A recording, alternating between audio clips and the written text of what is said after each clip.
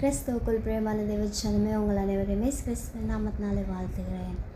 இன்றைய தினம் கூட இயேசுப்பா நம்மளை இந்த 7 மந்த் பிளெஸ்ஸிங்ஸாக நம்மளை ஆசீர்வதித்து இந்த 8வது மாதத்துக்குள்ளே இயேசுப்பா நம்மளை ஸ்டெப் எடுத்து வச்சுருக்குறாங்க. அதுக்காக ஃபஸ்ட்டு நம்ம இயேசுப்பாக்கு நன்றி சொல்வோம்.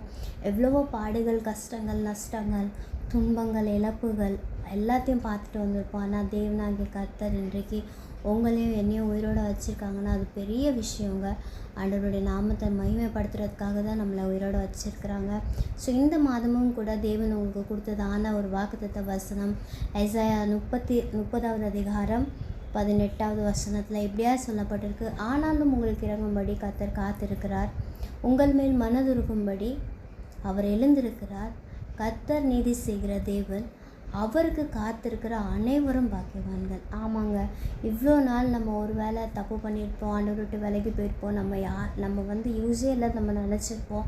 நம்மளை கொண்டு எந்த காரியமும் நடக்காதுன்னு சொல்லி நம்மளை நாமளே இது பண்ணிகிட்டு இருந்திருப்போம். பட் இன்றைக்கி இயேசுப்பா சொல்கிறாங்க, நான் காத்திருக்கிறேன், நான் உனக்காக எழுந்திருக்கிறேன், நான் நீதி செய்வேன், ஆனால் நீ எனக்காக காத்திருக்கிற அப்படின்னா நீ பாக்கியவான்னு இயேசுப்பா சொல்கிறாங்க.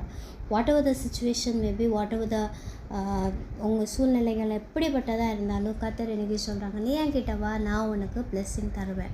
அண்ட் அந்த பிளெஸ்ஸிங் நிலைத்து இருக்கும். அது அரை விஷயத்தில் போகிற பிளெஸ்ஸிங் கிடையாது. ஸோ கர்த்தருக்காக காத்திருங்க, பாக்கியவான் என்கிற பேரை நீங்கள் எடுத்துக்கொள்ளுங்கள். காட் பிளெஸ் யூங்க.